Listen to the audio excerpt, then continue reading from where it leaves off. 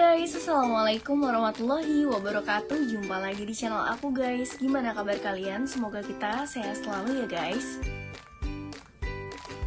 Di video kali ini aku akan kasih tahu cara hitung bunga deposito atau misalnya bunga tabungan. Sama aja sih caranya, cuman karena beda angka untuk suku bunganya aja.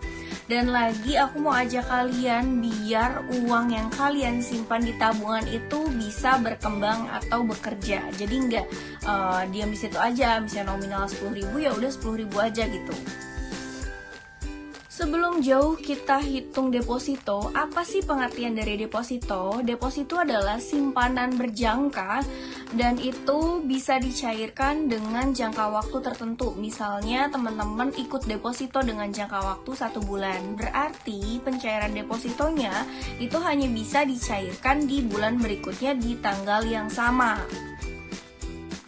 Ini aku kasih contoh ngitung bunga deposito yang kita dapat untuk bulanan.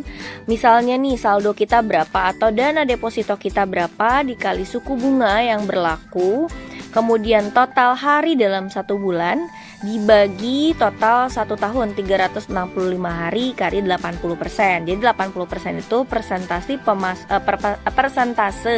pemasukan setelah dikurangi pajak. Atau kalian mau buat misalnya dana depositonya dikali dengan suku bunga deposito yang berlaku dikali total hari dibagi 365 dikali 0,8. Jadi desimalnya ya dari 80%. Lalu hasilnya sama. Nah 20%-nya itu adalah pajak ya guys. Jadi kenapa kita hitungnya cuma 80%? Nah, deposito ini adalah jenis investasi yang sederhana yang ditawarkan oleh pihak bank. Jadi kalian nggak perlu repot kalau misalnya ada uang dingin atau misalnya nganggur, kalian bingung mau investasikan kemana. Yang sepelenya itu kalian bisa simpan di dalam bentuk deposito ya, simpanan di bank.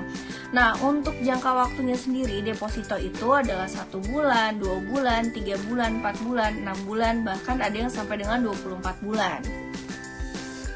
Nah, untuk deposito sendiri itu suku bunganya lebih tinggi dibandingkan tabungan. Kalau tabungan kan udah jelas ya, jadi bisa fleksibel digunakan kapanpun, dan untuk suku bunganya pun memang tidak tinggi.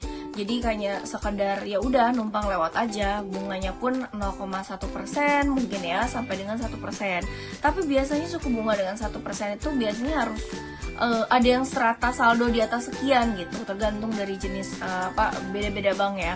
Ada yang harus di atas 50 juta, ada yang di atas 500 juta, bahkan sampai dengan 1 miliar baru bisa dapat suku bunganya 1%. Nah, perbandingannya dengan deposito, kenapa bisa sampai dengan dimulai dari 2, sekian persen, misalnya ada yang ketentuan di atas 1 juta baru bisa deposito, 5 juta, bahkan 8 juta ya, beda-beda bank.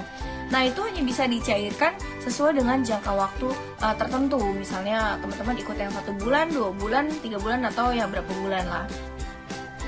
Tapi deposito sendiri ini berbagai macam peraturan ya setiap bank ya. Ada yang memang bisa dicairkan sewaktu-waktu, tapi dia tidak mendapatkan bunga dan juga tidak terkena penalti.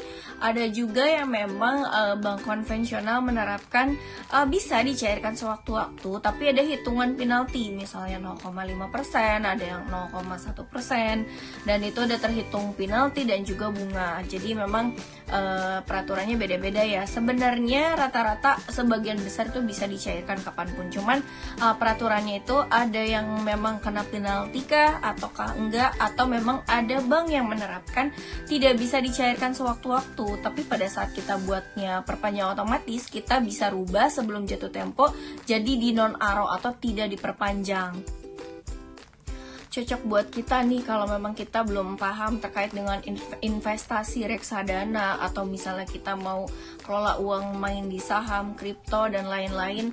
Ini benar-benar buat pekerja biasanya ya. Kalau memang sibuk uangnya, misalnya uang dingin, bisa disimpan di situ dalam waktu jangka pendek ataupun menengah. Misalnya mau yang bulanan aja. Jadi kalau misalnya bulan depan kita butuh uang fleksibel di tanggal yang sama gitu, kita bisa cairkan.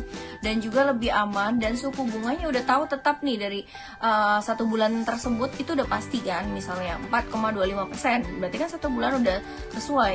Sedangkan kalau tabungan itu teman-teman kalau misalnya setiap bulan setiap hari itu ada perubahan, misal ada pembayaran listrik, telepon, air, ataupun ada penarikan, berarti kan setiap harinya itu untuk saldonya pun berubah, otomatis hitungan bunganya pun berubah. Yang aku mau kasih saran di sini terkait dengan deposito, kalian kalau mau simpan itu jangan di satu tempat.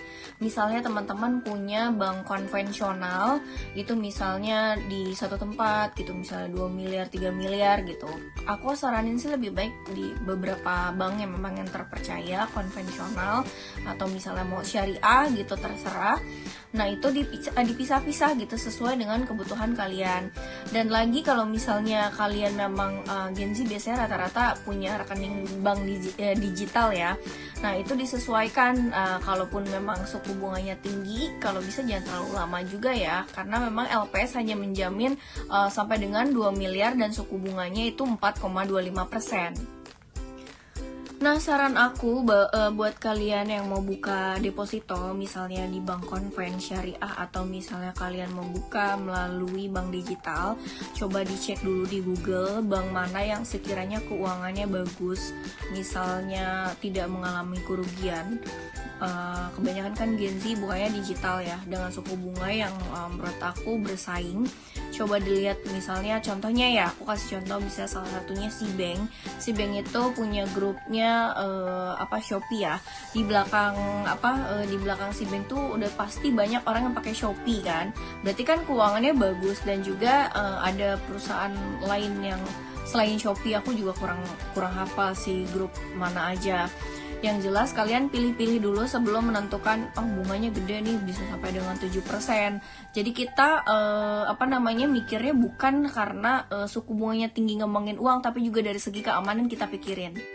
Nah, apalagi di zaman sekarang itu kan sensitif ya, kalau misalnya terkait dengan uang, atau misalnya kalian itu banyak banget kebutuhan tapi kita tuh butuh kerjaan sampingan atau misalnya dana sampingan.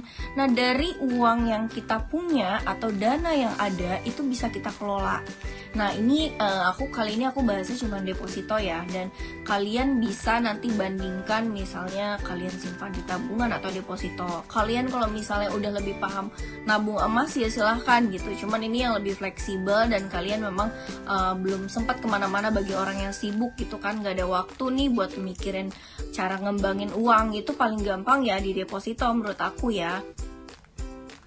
Nah guys, jadi dari dana yang ada, yuk kita kembangin, jangan sampai didiemin aja di tabungan gitu. Kita pasti ada dana dingin yang sekiranya kita nggak akan pakai. Bagi orang yang biasa maintain uang, pasti ngerti nih, ada nih kita setiap bulan nabung, tapi sayang banget kalau cuma ditaruh di tabungan, jadi nggak nganggur uangnya. Kita kelola yuk.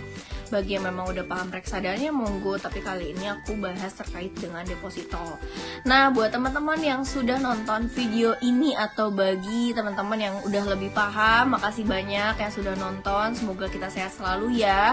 Apabila misal ada salah kata, mohon dimaafkan. Wassalamualaikum warahmatullahi wabarakatuh.